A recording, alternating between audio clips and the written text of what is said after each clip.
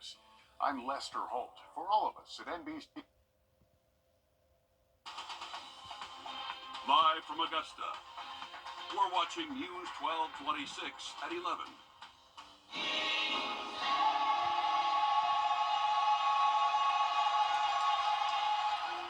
That's the USC Aiken Choir singing during the Martin Luther King Jr. ceremony earlier today. More on the special moment coming up. But first, we're tracking some rain. Good evening, I'm Hallie Turner, joined by First Alert meteorologist Emily Acton. And it's a new week. It's been a while since we've seen some temperatures this high recently. But hey, they're high across the board, and that means that rain is on the way.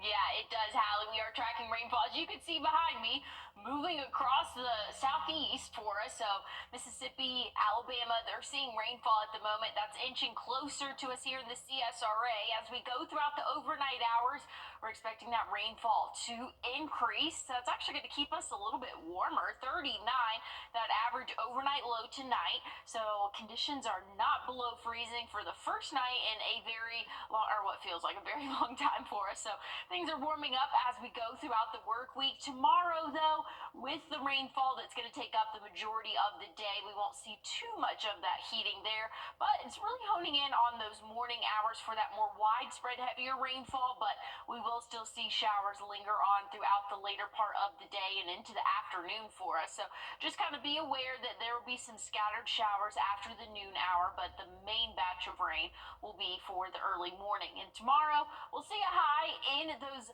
upper 40s, low 50s possible in some spots. And so that's still below normal for this time of year, which is that 60-degree mark. But Tuesday, we're going to be well above normal. So, and that's going to continue as we go throughout the work week. I'll tell you just how warm we'll get coming up. And we have an update in the shooting on Hayden Street that left one dead and another injured Saturday morning. The Richmond County Sheriff's Office has identified the second victim who was shot as 31-year-old Omar Andrews.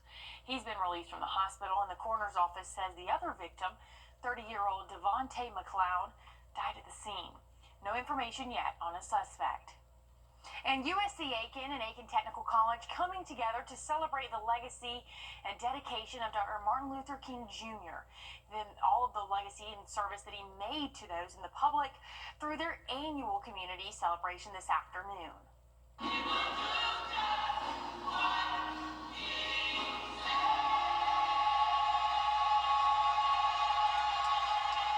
Absolutely beautiful. Today's event featured the first black woman to chair the South Carolina Democratic Party, Crystal Spain, serving as today's keynote speaker.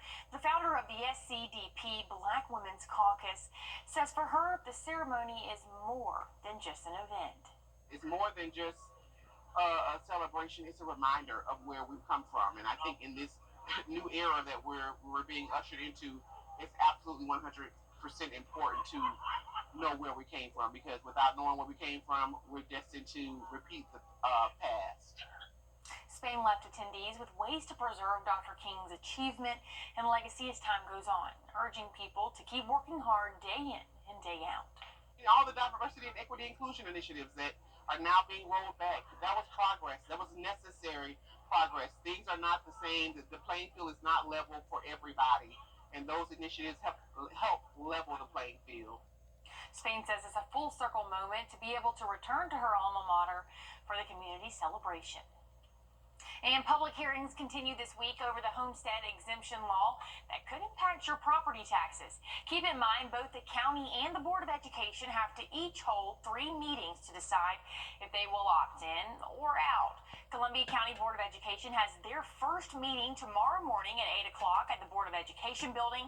The BOE will meet again Tuesday night at 6 and Wednesday morning at 8 a.m. to make their decision. And Glasscock County will have their second meeting on January 30th at 6 o'clock. Each meeting is open to the public, and leaders are encouraging you to show up and speak out with any questions or concerns. And today, volunteers were out with the Compass for Hope, helping with the Richmond County's annual point in time count.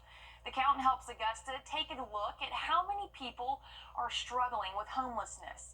The face of homelessness is ever-changing and looks different each day, and the number is actually increasing. Augusta's Homeless Task Force is gathering volunteers to help with the survey, hoping to work to find solutions with the ever-evolving and changing problem. But it's more than just a head count. We do have issue with homeless in Augusta, and the more we're engaged with it, the better the solutions will be coming out of it. It's not the simplest problem to solve. It's going to take all of us to actually address it. And one reason we volunteer is so we understand what's going on, so we can help make the right solution for it. The importance here is so we can talk to others. We're basically taking back to where we live, which is Augusta. I live in Augusta, but also to the circles we have in the networks and the professional associations, so we can actually talk about what we can do. We can't solve this by not being part of it, and this isn't our community. I only live a couple miles from here, so this is not that far away. We all need to be part of the solution. Now, the count also helps connect people with resources. The cold weather has shifted things around a little bit, so hey, you still have time to volunteer. There are counts actually happening Monday and later in the week, but for more information on how you can volunteer, head on over to our website and type in point in time on the search bar. Click the link at the bottom of the article to sign up. And time is running out for you to apply for FEMA if you haven't already. If you live in South Carolina, you have until Tuesday to apply. Remember, that's Tuesday, this Tuesday. Georgians have until February 7th. FEMA disaster recovery centers are starting to close, and you can still apply online and call for help. We have the latest list of FEMA centers that are still open and how you can apply on our website. And President Trump vowed to unleash. And the flu is surging in cases across the country, and the fear that some hospitals might not be able to handle the influx of patients. If there is a silver lining, it could be that COVID cases are down. Marissa Pereira explains why. Tonight, a rising number of Americans are feeling the fury of the flu. Me and my husband have had a 101 fever for 3 days. CDC data this month reports over 6,600 flu deaths and 160,000 hospitalizations. While the flu is surging, COVID cases are down. Here's why. Doctors say COVID strains, for the most part, have become less severe over time. And this year, COVID peaked most recently in August. COVID is milder this year, with about half the rate of hospitalizations now than exactly a year ago. But the flu always peaks in the winter, spreading more easily this season with a combination of lower flu vaccination rates, record travel, a bitter cold winter season driving people indoors together, with little competition this season from COVID-19.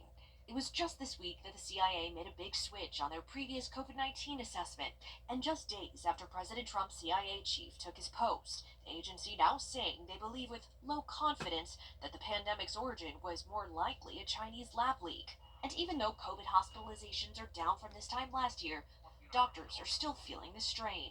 Is there a valid concern about the possibility of hospitals reaching capacity at this rate? There's always a concern about hospitals reaching capacity, especially when flu cases are just overwhelming. So even those 1 to 10 extra hospitalizations from the flu can literally break a hospital's capacity. All the more reason to protect yourself today. And it's not too late for protections like getting the flu vaccine. That, paired with washing hands more frequently and wiping down surfaces, can all help drive down the strain. Keep your guard up. Marissa Pereira, NBC News. The latest CDC data has both Georgia and South Carolina in very high levels of flu and flu-like surveillance data. Well, I'm tracking rainfall this evening. Your morning commute tomorrow is expected to be a wet one, but looks much better for the next 7 days. I'll tell you more about it in my full forecast coming up. And there's a new #1 at the box office. We'll get a look at your box office top 5 films in theaters in just a moment. Break up with your old car and Mufasa seems a little too realistic for, comfort. And I like anything that Keke Palmer's in, so I need to go watch that movie. That's the whole point of the new Mufasa. It's supposed to be live action. You're supposed to really feel like it's real. Yeah, no. I hear you, Hallie. Hey, want to look at temperatures right now for us? 44. That's a lot warmer than what we saw yesterday. At this time, we were sitting in the 20s, and we were well below freezing last night. Tonight, different story. We're only going to drop a few more degrees than what we're currently seeing right now. Again, 44 feels like 44. That dew point starting to rise significantly for us. We were in the teens just a little bit earlier. Looking at the rest of the nation, we're all kind of average for this time of year. You can see down in the south, they're in the 60s.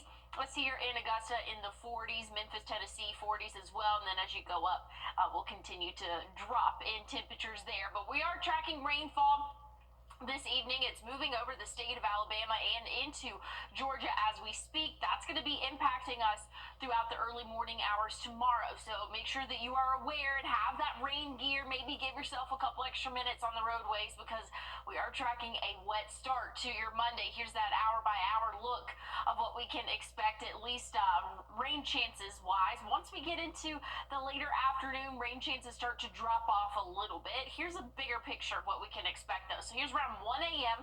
tomorrow morning, or really just in a couple hours. We're expected to see that rain fully move into our area around 6 a.m. Looks like most of our counties here are going to be wet. But by the time we get to the evening, conditions are looking a lot better. Maybe a few isolated showers for your evening, but overall, we're looking a lot drier for the second half of our day Monday. Tuesday starting off a little bit cold, but we'll be above average for those high temperatures once we get into Tuesday, and that'll last throughout the rest of the week. Here's a closer look, though, at what we can expect. Again, we are tracking those showers throughout the greater part of your morning, so give yourself a couple extra minutes out there. A few of those isolated showers sticking around for your evening. Tuesday starting off above freezing, so that's definitely some good news. By the time the afternoon rolls around, plenty of sunshine. It's going to help us warm up into those lower 60s. I'm predicting for us for your Tuesday. Overnight tonight, again, a little bit chilly, but not too bad compared to what we have been seeing. We'll be in the 30s overnight tonight, upper 30s, and we are seeing that cloud cover increase. That rain chance will start to pick up over the next couple of hours. But check out Tuesday, sunny, 62, only goes up from there. 69 Wednesday, 67 Thursday, and then even check out the weekend. We'll see that 70-degree mark on Sunday, but the good news is really looking mostly sunny throughout the next 7 days. Once we get through tomorrow, there is a small chance of showers for Saturday, but overall, I would say we have a great 7-day in store for us. And as we head to break, here's a live look at Philadelphia and your winning lottery numbers.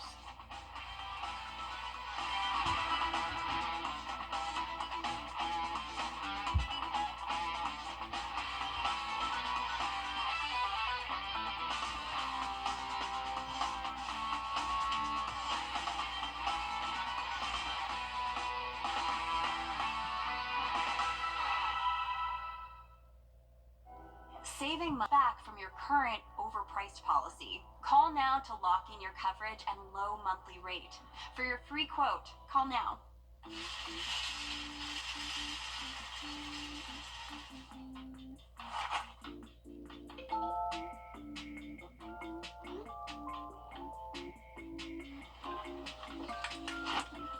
I think you're going to need this. The News 1226 First Alert Weather app. It's that fast.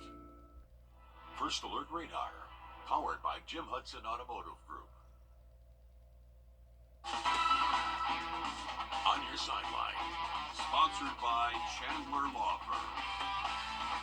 Well, after a thrilling win on Friday, the University of South Carolina women's basketball team is preparing for another ranked matchup tomorrow. Julia Westerman gets us ready for the game. The Gamecocks are near the end of their stretch of 5 straight AP-ranked opponents. They're 4-0 entering Monday night's visit to number 17 Tennessee. Dawn Staley is proud of the way her team continues to find ways to dig deeper. It may not be pretty, it may not be perfect, but the bravado and the moxie that we played, especially played with against LSU throughout 4 quarters, was tested, and we were able to find a way to gut out a win. The defense has locked in since the start of SEC play. Opponents averaged less than 55 points per game over the last 5 contests. The offense has looked just as solid, with 6 Gamecocks averaging at least 8.9 points per game in conference action. Tennessee is up next. The Lady Vols have played in several tight games this season. They have 4 SEC losses, but by a combined 8 points. Staley doesn't think their game will be any different. I mean, I gotta think it's gonna be a close game. It's at their place, hard to win on the road. Different style will probably take a little bit to adjust to. But, I mean, we gotta make them adjust to us. And the whole objective is for us to adjust to them. And then somewhere in the middle, a team is going to have a run. I just hope it's us. South Carolina is off this week on the flip side of their matchup with the Lady Vols. Tip-off is set for 7 o'clock on ESPN2. In Knoxville, Julia Westerman, WIS News 10 Sports. Well, we did not have any measurable rainfall today for the CSRA, but rain is approaching our area as we speak. We are going to see a wet start to our work week. I'll tell you more about it coming up. Okay, check this out. Millions of eyes will be looking up into the sky as we get closer to February, where 6 planets will appear to line up in what's known as the planetary parade. Most can be seen with the naked eye, but when the planetary parade happened back in June, only 2 planets could be seen without any special equipment. But that's not the case this time. Venus and Saturn over in the western part of the sky, they'll be visible to the eye, and then you should be able to spot Jupiter and Mars further over to the east. Venus and Jupiter typically are the brightest ones. Stargazers will need binoculars or a telescope to see Neptune and Uranus. The parade of planets will last for the first few weeks of February, and it is best spotted on a clear and cloudless night. Emily, I think this is pretty cool. Oh yeah, very fascinated with this, and us in the Weather Center, we're very fascinated with space. We actually have a space special coming out for the month of February. Our weather special, we put out a 30-minute special every month, and February is going to be dedicated to everything space themed, so very excited for that. So yeah, if you want to get out and look out, we also went ahead and did an interview at the DuPont Planetarium up in Aiken. They have a great telescope there. Got to check that out, and that would definitely be a great place to check out these planets. I think throughout the end of the month, you can see them relatively well, but then again in February, I think it's when it really peaks. So definitely have to check that out. If you want a good telescope, definitely recommend the DuPont Planetarium at USC Aiken. But hopefully Estelle will set ours up here. Well, I say ours, hers up here, and we can look through that. Yeah, she's got. We got it. She already brought it in. We got the telescope behind us. Yeah. I want to look. Yeah, maybe we'll be able to see it. So that'll definitely be really cool to check out there. Want to check out our forecast one last time though before we go. We are tracking rain as it's moving across the southeast. That's going to impact your morning commute tomorrow. So make sure that you are packing that rain gear as you head out the door, or putting on the rain gear as you head out the door, I should say, for us. So just know it is going to be a wet first half of your day. But good news is by the time the afternoon rolls around, I think we're going to be a little bit drier, but still going to be a little bit cloudy and cool. But that's not the same story for the rest of the week. Mostly sunny sky conditions Tuesday, Wednesday, Thursday. We'll see those highs in the middle and upper 60s. Well, hey, that's our time. Thank you for yours. Have a great night, and we'll catch you right back here on News 12 tomorrow morning. Martha Stewart, and this